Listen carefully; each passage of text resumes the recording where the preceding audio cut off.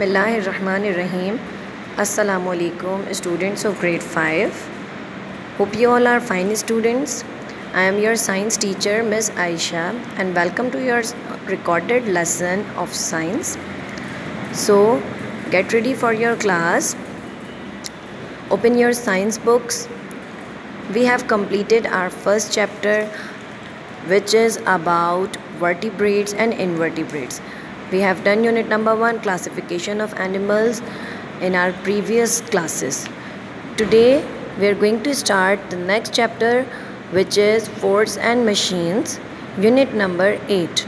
So get ready for your lesson students. Take out your books, hold the pencils and open page number 93.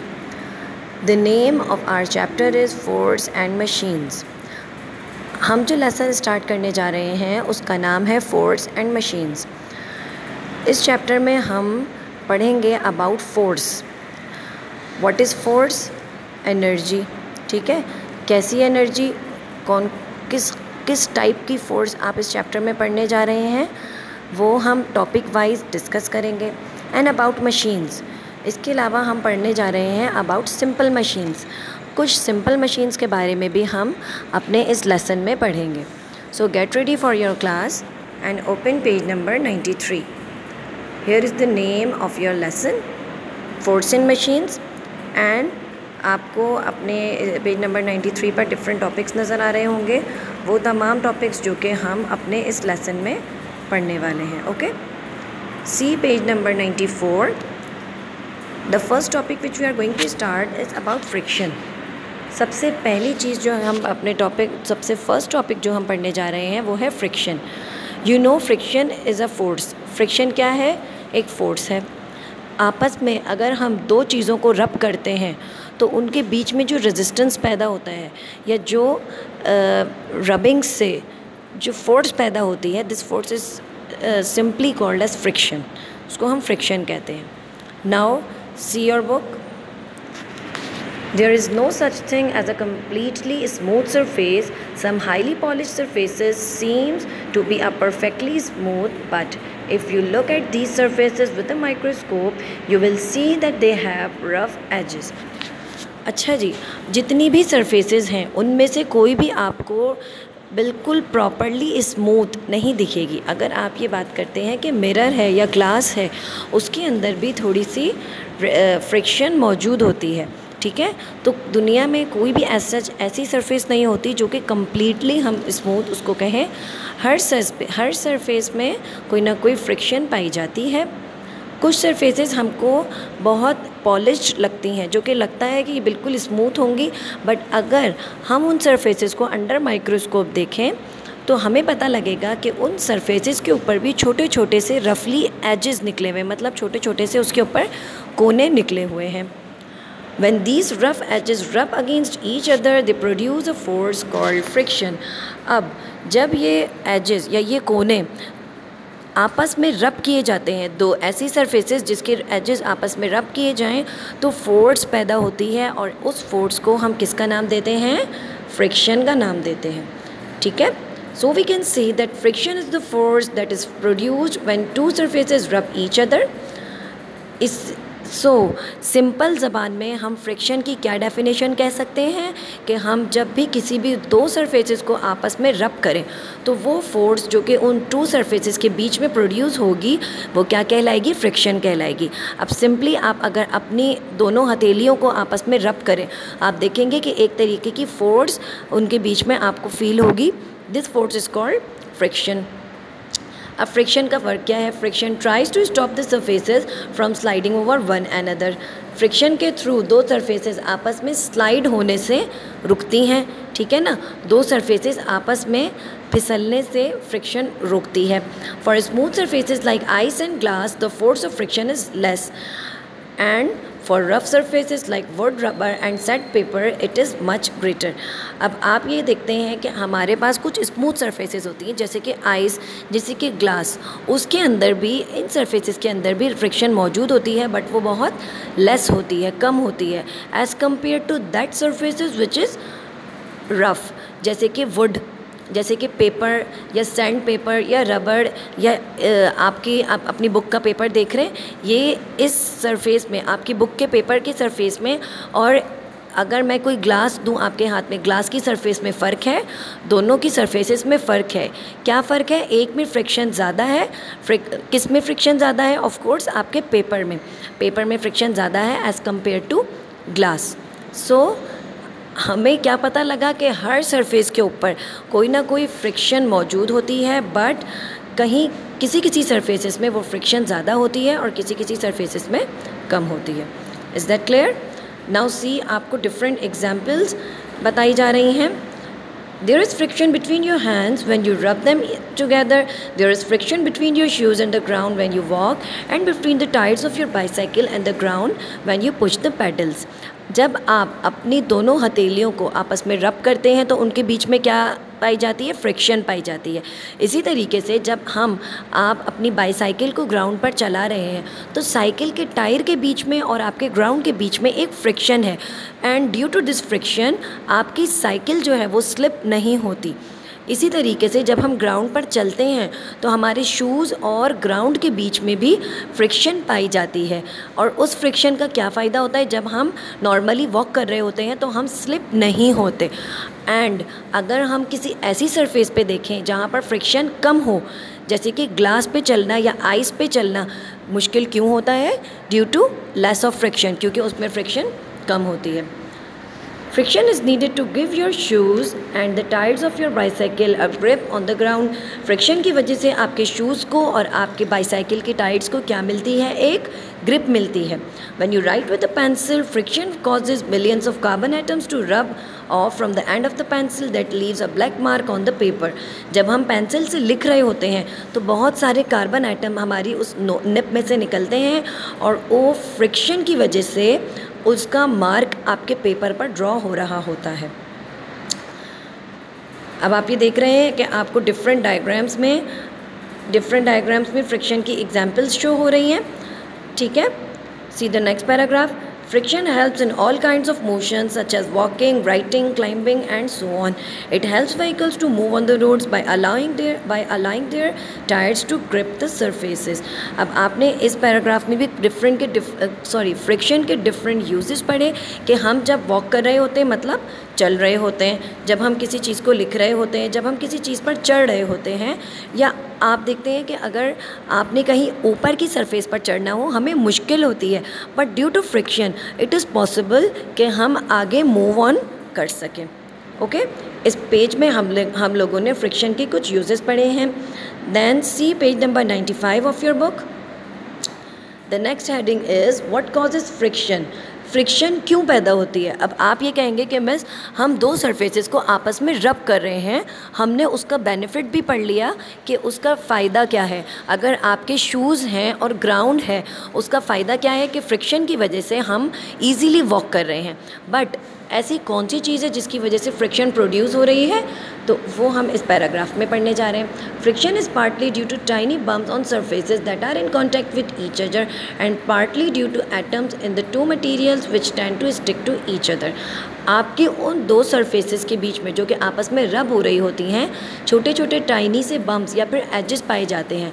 छोटे छोटी से आप कह सकते हैं कि नोके कह लीजिए, जिसकी वजह से आपस में दोनों सरफेसेस के जो एटम्स हैं वो एक दूसरे के साथ बॉन्ड हो जाते हैं, ग्रिप हो जाते हैं, स्टिक हो जाते हैं, जिसकी वजह से आप स्लिप होने से या स्लाइड होने से बच जाते हैं। फॉर एग्ज़ाम्पल, आपके शूज़ और ग्राउंड के बीच में जो फ्रिक्शन या जो पार्टिकल्स हैं छोटे छोटे आपस में वो स्टिक हो जाते हैं, जिससे आप स्लिप नहीं हो पाते। ठीक है, now see the next heading students, which is fluid friction. अब सबसे पहले हम इस टॉपिक में क्या पढ़ने जा रहे हैं कि what is mean by fluid, कि हम फ्लूइड किसको कहते हैं। तो सिंपल डेफिनेशन अगर हम आपको फ्लूइड की बताएं कि materials that can flow are called fluids. हमारी दुनिया में पाई जाने वाली हर वो चीज़ जिसके अंदर फ़्लो होने की एबिलिटी हो, such type of materials are called fluid. हर वो मटेरियल क्या कहलाता है? फ्लूइड कहलाता है। अब फ्लूइड में कौन कौन सी चीज़ें हैं? ऑफ कोर्स सॉलिड्स तो शामिल नहीं होंगे ना। आपकी ये बुक है, अगर मैं वो उसके अंदर फ़्लो होने की एबिलिटी है जिस तरीके से वाटर के अंदर फ़्लो होने की एबिलिटी है, इस तरीके से हमारे सॉलिड्स में नहीं होती। So liquids and gases are fluids. आपकी गैसेस भी फ्लो कर सकती हैं और लिक्विड्स भी फ्लो कर सकते हैं। Fluids can also cause friction. अब फ्लूइड्स की वजह से भी फ्रिक्शन पैदा होती है। अब मिसाल के तौर पर आप वाटर में आप बोट चला रहे हो, उस पर आप देखेंगे कि आगे जाने के लिए आपको थोड़ी सी फोर्स लगानी पड़ती है। ऐसा लगता है कि पानी का जो है ऐसा प्रेशर है जो कि आपकी बोट को आगे जाने से रोक रहा है। It is an example of fluid friction. Understand. इसी तरीके से अगर हम एयर के अंदर देखें, आपके एयर में अगर हम बहुत स्पीड पे कोई कार या कोई बाईसाइकिल जा रही है, कोई बाइक जा रही है, तो आप देखते हैं कि ऐसा फील होता है कि अपोजिट डायरेक्शन से एयर जो है वो उसको रोकने की कोशिश कर रही है। And this is the example of air resistance और एयर फ्रिक्शन। अब आप ये देख रहे हैं कि वाटर के अंदर भी मीन्स लिक्विड्स में भी और गैसेस में भी फ्रिक्शन मौजूद होती है, और वही डिटेल्स हम इस टॉपिक में पढ़ने जा रहे हैं। Fluids can also cause friction when a car is traveling fast on the motorway. Air resistance is the largest frictional force pushing against it. अब जैसे मैंने आपको बताया कि जब अगर एक कार या एक बाइक मोटरवे पर जा रही हो तो जो एयर रेजिस्टेंस होती है वो सबसे बड़ी रेजिस्टेंस होती है जो कि उसको रोक रही होती है। Rowing a boat needs a lot of force to push it forward against water resistance. अब इसी तरीके से अगर हम कोई बोट चला रहे हों तो उसको आगे बढ़ने के लिए जो एक फ़ोर्स उसके अगेंस्ट वर्क करती है वो क्या होती है? आपके वाटर की रेजिस्टेंस होती है। The resistance experienced by swimmers, runners, cyclists and motor racing drivers is often refers to a drag force. अब वो रेजिस्टेंस जो कि फेस करते हैं स्विमर्स, मतलब स्विमिंग के दौरान आगे बढ़ने में स्विमर्स को जो रेजिस्टेंस फेस करनी पड़ती है, या जो साइकिल चलाते वक्त या कोई रेसिंग करते वक्त या फिर मोटर बाइक को चलाते वक्त या कोई भी कार ड्राइव करते वक्त जो भी एयर रेजिस्टेंस उस चलाने वाले को फेस करनी पड़ती है, उस फोर्स को हम क्या नाम देते हैं? Drag force. What is it called? Drag force. The amount of drag force will depend greatly on the shape of the object and the way in which the fluid or air flows past it. अब drag force कितनी ज़्यादा है और कितनी कम है वो depend करती है किस चीज़ पे? ऑब्जेक्ट के साइज़ पर सबसे बड़ी बात, और सेकंड वन उसकी डायरेक्शन पर। If the object allows it to flow smoothly it will create less friction than an object that will disturb the flow. अगर कोई ऑब्जेक्ट का साइज़ छोटा है या फिर उसको ईज़िली एयर के अंदर फ्रिक्शन जो है ईज़िली फ़्लो करने देती है स्मूथली, तो उसमें फ्रिक्शन कम होती है, जबकि वो ऑब्जेक्ट जो कि एयर के फ़्लो को रोक रहा हो या वाटर के फ़्लो को रोक रहा हो तो उसमें फ्रिक्शन ज़्यादा पाई जाती है। मिसाल के तौर पर for example a swimmer will experience less drag by laying flat on the water. अब आपको पता है कि पानी के ऊपर अगर कोई स्विमर जो है वो फ्लैट लेट जाए, फ्लैटली अपनी पोजीशन कर ले, तो उसको वाटर रेजिस्टेंस कम फेस करनी पड़ेगी। A cyclist can reduce drag by bending forwards and wearing a pointed helmet. और इसी तरीके से अगर साइक्लिस्ट जो है वो अपने आप को आगे की तरफ थोड़ा सा बैंड कर दें, आपने नोटिस किया होगा साइकिलिस्ट जो है अपने आप को आगे की तरफ थोड़ा सा बैंड कर देते हैं, और इसके अलावा वो एक हेलमेट पहनते हैं जो कि पॉइंटेड होता है। तो इन दोनों चीज़ों के करने से क्या होती है? उस साइकिलिस्ट को जो एयर रेजिस्टेंस फेस कर रहा होता है वो थोड़ी सी लेस हो जाती है। Is that clear students? Now see the next page number 96। During a free fall, अगर कोई पर्सन आसमान से फ्रीली नीचे गिर रहा है, अ sky driver will be pulled rapidly to the ground due to gravitational force. On opening the parachute, air resistance will increase greatly. Equally, the force of gravity and the driver will continue to fall but a low speed until it reaches the ground safely. अब आपको पता है कि अगर कोई जो sky driver है अगर कोई आसमान से नीचे गिर रहा है, ठीक है, वो बहुत तेज़ी से ज़मीन की तरफ आता है। Why? Due to gravitational force, gravity की वजह से। बट जैसे ही वो पैराशूट को ओपन करता है तो एयर रेजिस्टेंस मतलब एयर के अंदर जो फोर्स है वो फोर्स ऑफ ग्रेविटी के बराबर हो जाती है, ठीक है। और वो पैराशूट ओपन होने की वजह से वो उस तेज़ी से नीचे नहीं आता जिस तेज़ी से वो विदाउट पैराशूट आ रहा था, और इस तरीके से क्या होता है, वो पैराशूट उसको सेफली ग्राउंड तक पहुंचा देता है। Is that clear students? Now see the next heading, friction can be harmful. अब इस हेडिंग में आप ये पढ़ रहे हैं कि फ्रिक्शन के हमने अभी तक पढ़े हैं बेनिफिट्स। अब हम ये इन शॉर्टली एक दो पॉइंट्स में ये बात डिस्कस करने जा रहे हैं कि फ्रिक्शन के नुकसानात क्या हैं। How friction can be harmful, friction हमारे लिए नुकसानदेह कैसे हो सकती है। Lot of energy is needed to overcome the force of friction.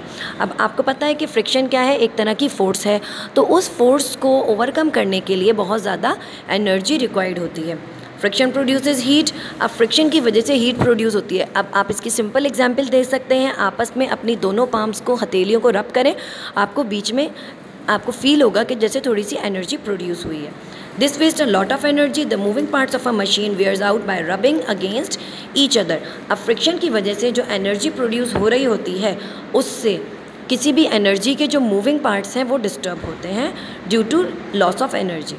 Is that clear students? मैंने आप लोगों को फ्रिक्शन का टॉपिक आज पढ़ा दिया है। Hope you understand it very well. आप इस वीडियो को वेरी प्रॉपरली देखिएगा।